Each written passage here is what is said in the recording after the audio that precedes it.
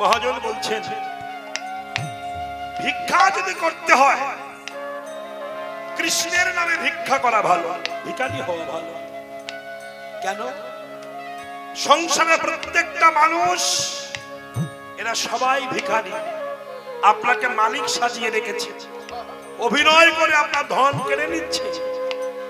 এরা সবাই ভিখারি। আপনি তাদের কাছে হাত পেতে দেখুন, কিচ্ছু পাবেন না। পাবেন শুধু ব্যথা, আঘাত, প্রতিবাদ। এই ছাড়া সংসারের মানুষের কাছে কিছু পাওয়া যায় না। তা ভিক্ষা যদি চাইতে হয়, ভিখারি যদি হতে হয়, তাহলে কৃষ্ণের দরজায় ভিখারি হওয়া ভালো। আমি ছোট্ট একটা কাহিনী আপনাদের বলবো। আপনারা নিশ্চয়ই নাম শুনেছেন, সম্রাট আকবরের নাম শুনেছেন? আকবর একবার বনের মধ্যে মৃগয়া গিয়েছিল মৃগ বধ করতে, মানে হরিণ বধ করতে। হরিণ বধ করতে যে বাঘের তাড়া খেয়েছিল। বেশ কথাটা শোনা বুঝা। বাঘের তাড়া খেয়ে চতুর্দিকে লোক ছিটে গেছে, সম্রাট আকবর একা হয়ে গেছে। সন্ধ্যা প্রায়, সন্ধ্যার থেকে জঙ্গল থেকে বেরিয়ে এসে তিনি সম্রাট আকবর দিল্লি ফিরতে পারবেন না। দিল্লি ফিরতে পারবেন না। আস্তে আস্তে কি করবেন? একটা চাষির বাড়ি জায়গা নিয়েছে। এই চাষি ভাই কে? এই যে সম্রাট, সে পরিচয়টা দেয়। বলে তুমি আমাকে চিনবে না, আজ রাত্রে একটু জায়গা দেবে? বলে হ্যাঁ থাকো। একটা খাটিয়া দিয়ে দিয়েছে। রাত 10টা বাজে দুখানা রুটি দিয়েছে, একটু জল দিয়েছে। সম্রাটের খাওয়ার অভ্যাস না। বলে খাও। সম্রাট বলছে আমি খাবো না। খাও, খেতে তোমার হবে, গৃহস্থরা মঙ্গল হবে, খাও। সম্রাট আকবর সেই রুটি খেয়েছে। সকালবেলা আকবর যখন গৃহে ফিরে যাচ্ছে, দিল্লি যাচ্ছে, তা চাষির মানে দুর্দশা দেখে ভিতরে দয়া হয়েছে। চাষি ভাই, তোমার তো খুব দারিদ্রতা, তুমি দিল্লি একবার যেও, আমি তোমায় কিছু দিয়ে দেবো। তা চাষি বলল দিল্লি গেলে তো চিনবো কি করে? বলে আমাকে একটা খাতা কলম দাও, আমি নাম সই করে দিয়ে যাচ্ছি। তা খাতা তো চাষির ঘরে ছিল না। একটা কলসি, মাটির কলসি আছাড় মেরে ভেঙেছে। ভেঙে একটা কলসিতে একটা কলম করেছে, খাতা করে লিখে সম্রাট আকবর দিল্লি। এটা বেশ যত্ন করে গুছিয়ে রেখেছে। 15 বছর পরে দুর্ভিক্ষ নেমেছে। চাষির বাচ্চাগুলো 3-4 দিন খাওয়া পায় না। তা চাষির স্ত্রী বলছে, শুনেছো সেই যে ভদ্রলোক এসেছিল না, বলেছিল দিল্লি যেতে কিছু দিয়ে দেবে, যাও না গো। আমাকে চিনবে কেন? মানে যে তার লেখা চোতা আছে, এটা নিয়ে যাও। তা মাঝে একটা গামছা বেঁধে, একটা গামছা পরে, তৎকালীন চাষিরা তো গামছা বেশি ব্যবহার করতো, এখনো করে। এক ভালো পোশাক লাগে না ভিতরে যদি মাল থাকে, তাই না? রামকৃষ্ণ দেব শুধু একটা গামছা গায়ে দিয়ে বিশ্বের গুরু হয়ে গেছে।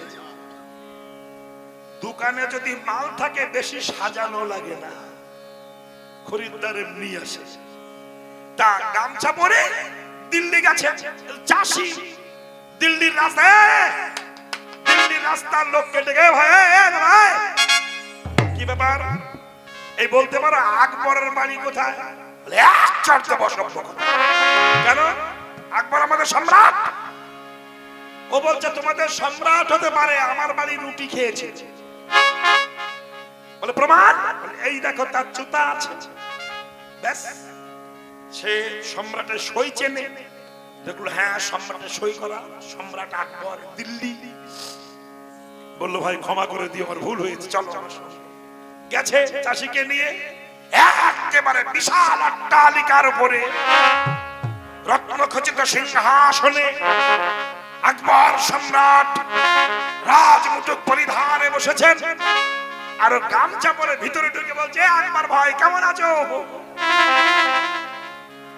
ভালোবাসার ডাক তো, হৃদয় নিংড়ানো ডাক।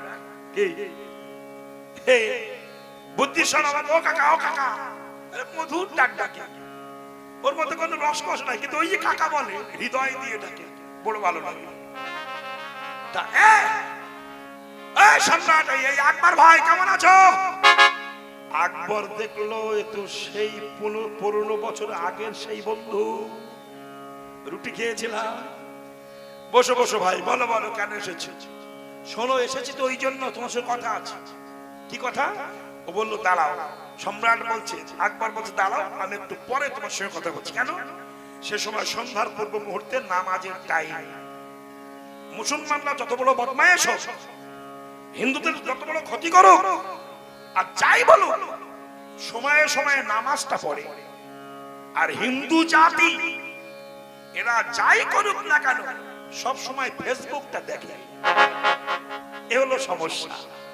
ব্যাস সম্রাট আকবর নামাজ পড়ছে, হিন্দু ছেলে চাষি দেখছে, জীবনে নামাজ পড়া দেখে না, দাঁড়িয়ে একবার কানে আঙুল দিচ্ছে, এবার হাঁটুতে হাত দিয়ে নিচু হচ্ছে, হ্যাঁ একবার হাত জোড় করে বিড়বিড় করে কি বলছে, বলে যার যার ধর্ম শেষে করে, তাতে কোনো অসুবিধা নাই।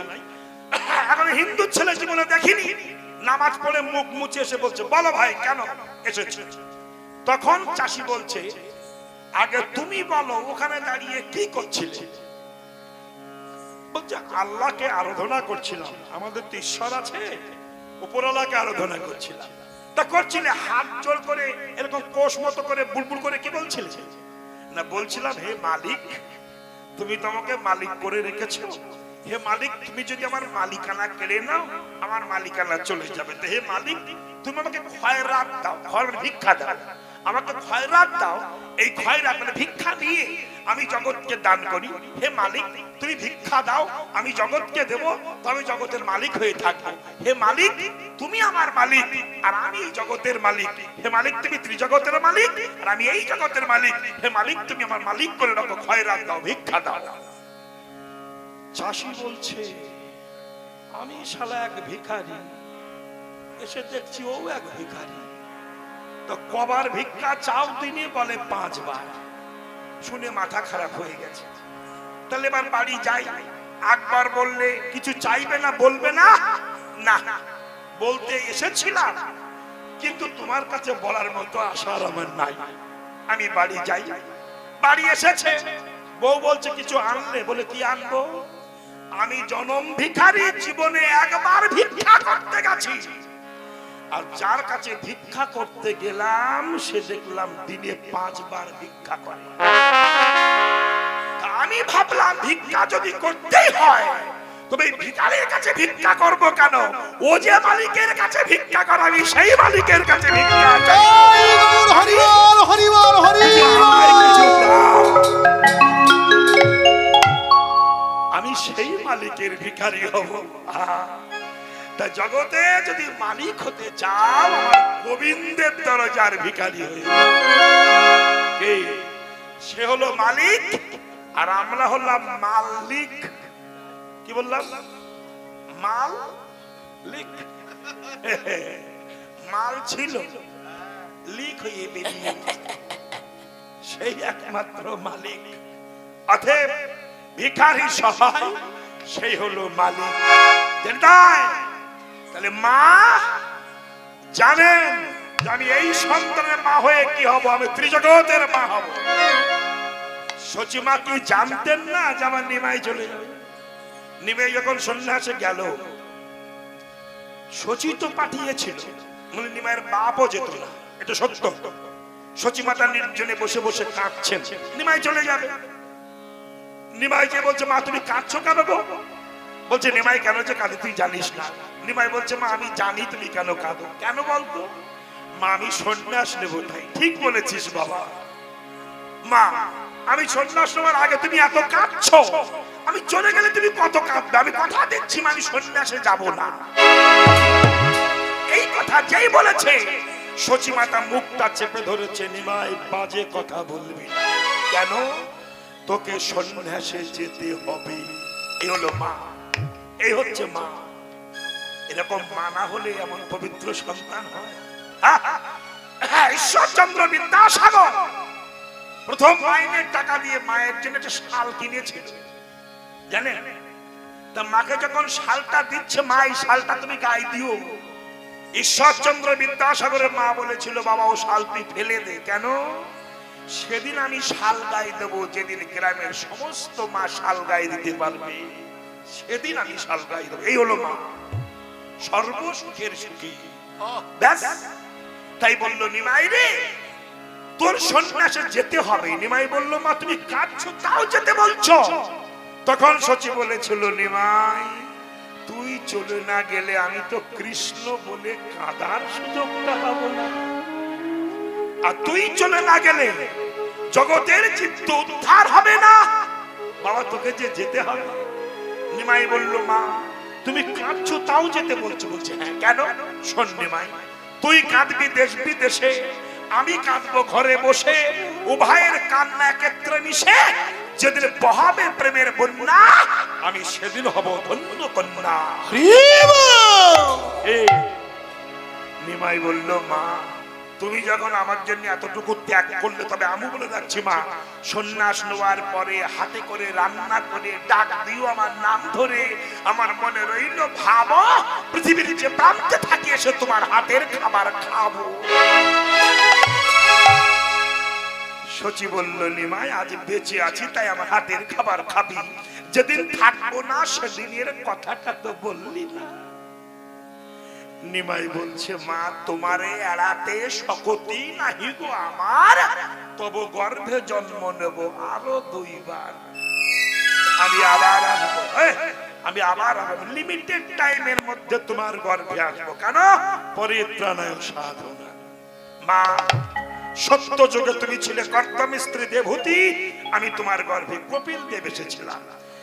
তাই তুমি ছিলে কৌশল্যা, আমি ভগবান 4 ভাগে ভাগ হয়ে এসেছিলাম।